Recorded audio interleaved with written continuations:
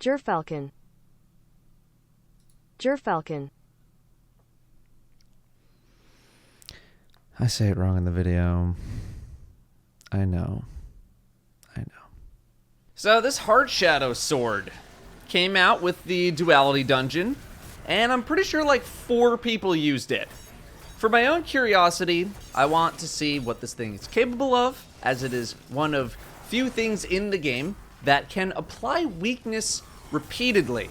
With the upcoming Divinity nerf in Season 19, this may prove to be pretty useful in endgame content. Or maybe not, we'll see.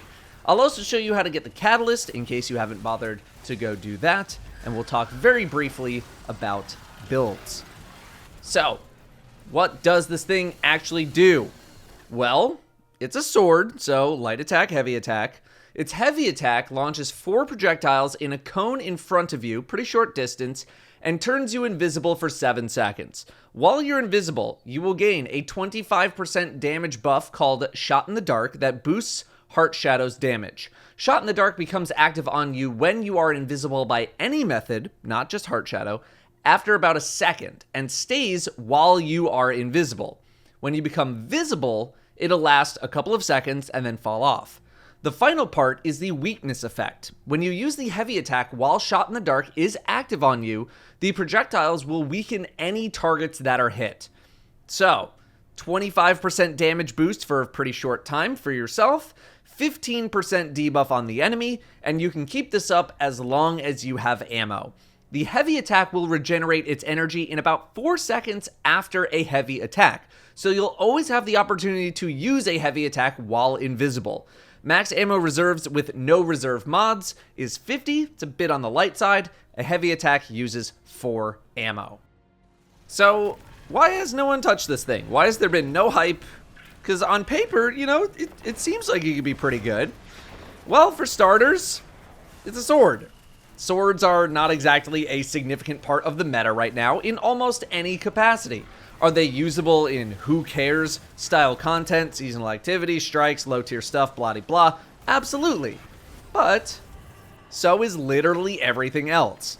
Typically, swords see a bit more play when they have seasonal mods for them, like Passive Guard, giving you the survivability that you need to do upper level content without instant death. I don't care how much resilience you have, a boss stomp is still pretty much going to kill you in a GM Nightfall, which is the only place in the game where it is still possible to die. Being able to invis up to a champion and then vomit a ton of burst damage onto it is certainly not bad, but losing your power weapon to a weapon that is only good for burst on champions, and thus losing a very powerful tool to kill most bosses with, is not ideal, unless you're in content where a sword is actually viable for boss damage. But if a sword is viable for boss damage, then probably anything will be viable. There are so many ways to take down champions right now that you don't need someone to specialize for it. As far as any sort of Divinity replacement, being able to constantly debuff for your team and deal good damage at the same time, on paper, sure. This is a good replacement. In practice, that is a different story. Is it possible to use in Last Wish? Actually, yes. Last Wish is one of few raids that has raid bosses that you can get pretty up close to, so that's cool. Garden of Salvation. Don't really need it there. Deepstone. You could technically use it on Atrax, but you could just use any other weakness effect. Taniks could work, but doing anything other than a heavy attack would be pretty tough, and you could just use Tractor Cannon in that case. Vault of Glass. Probably not using it in Vault of Glass. Vow the Disciple. Could use it on Rolk. Rolk doesn't really hit that hard on normal mode, so I'm sure if you're going with a sword-based strategy, Rolk is probably one of the better bosses. King's Fall. Not really going for it in King's Fall. Maybe there's like a War Priest play there, but otherwise, probably not. You know what a good place for this sword is, though? The dungeon that it came from, Duality. Go figure. All of the encounters are sword friendly. One of them is sword encouraged, arguably 2 of them, but linears still work pretty well on Keitel. I would argue a decent amount of dungeon content is sword viable, but there are definitely better options, despite the fact that swords are still really strong damage dealers. But in actual practice, like when we actually put the sword on and use it, it's fine. It's fine. The biggest issue that I had with the weapon was that to rev up the engine, you needed to start by doing nothing, sort of. You need to be invisible to start the engine. So if you're on a Titan or a Warlock, you need to start with a heavy attack. And then you sit there for 4 seconds, waiting for it to come back, and then you heavy attack, and then you can start attacking for a little bit. That's just kind of the penalty for higher uptime opportunities. Hunters have the advantage in that they can just start invis and go right into it, but they too will eventually hit a point where they must stand there and wait via heavy attack, wait for the cooldown, and then heavy attack again. It's a little cumbersome to make happen. On top of that, we weren't really one-cycling a boss like Keitel versus the way we would normally run Duality, which is with linear fusions. Linear fusions still shred Keitel in one phase, whereas this would need more finesse to make happen. We were doing it in 2 phases, so it's not even really that much better. Another smaller gripe that I have is this sword's ammo capacity. You need 8 ammo to even get weakness onto a target in the first place. That's 16% of the normal amount of ammo that you get. Yeah, you can do the whole switch to reserves, then rally, then switch back to your resist mod trick for an extra couple of heavy attacks. But the fact is that this sword burns through ammo pretty quickly. There is no regenerate ammo effect. You can use the heavy attack very frequently if you so choose, so you're just gonna tear through your ammo. In burst damage encounters, this is fine, or encounters where you have very short damage windows. Lately though, a lot of encounters have very long damage phases. Oryx, Warpriest, Golgroth, Keitel, Templar, Rolk. The list goes on. It's either that, or a sword is completely unusable in the fight. So that means you need to supplement your sword usage with other weapons, and most special weapons are not fantastic damage dealers when compared to the current meta.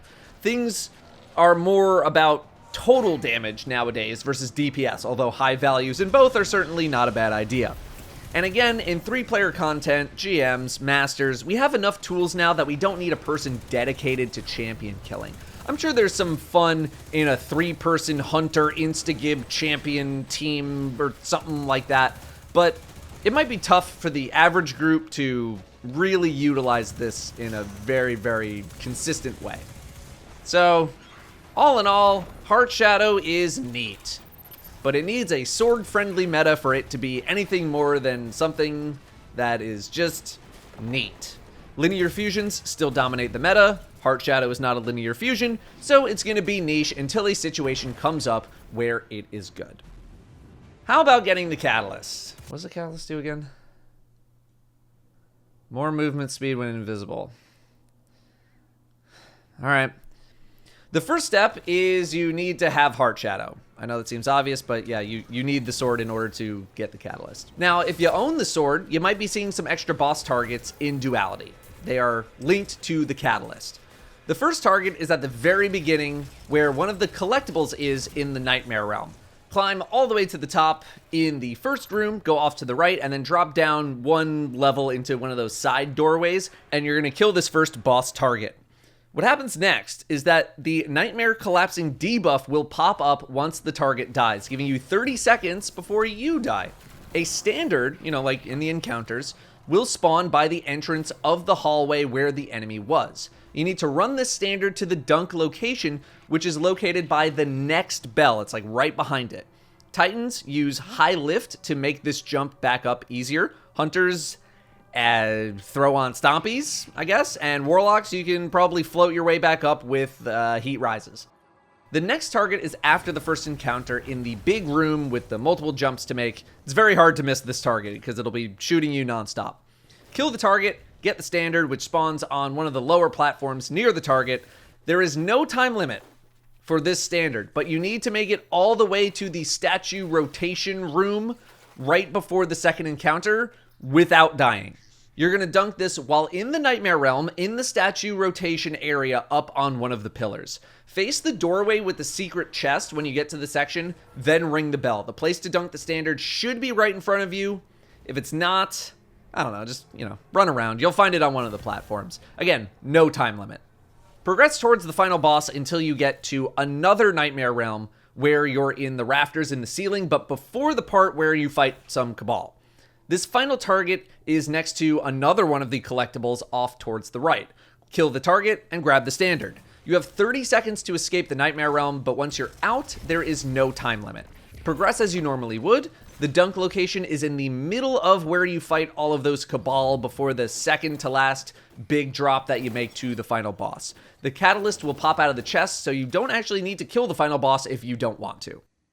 Finally, if we're going to talk about making a build around Heartshadow, maybe there comes a time where Heartshadow or sword builds are just absolutely popping off, here is one build to utilize. I'm not going to do the whole format like a normal build video. I'm just going to do the build because I don't think a ton of people are going to use this.